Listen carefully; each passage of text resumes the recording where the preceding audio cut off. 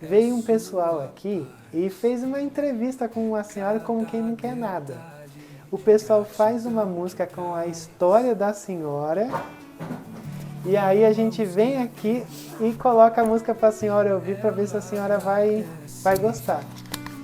Por tantas bênçãos, a Deus enaltece.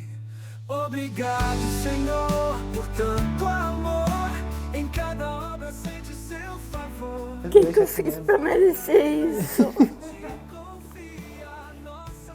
E a Memé, da minha netinha, Que beleza! que mandou para mim, para cuidar da vovó aqui. Hoje está fazendo 1 mês que eu fiz a primeira das 3 cirurgias que eu fiz.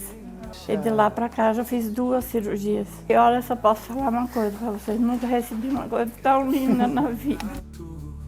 A paz que seduz.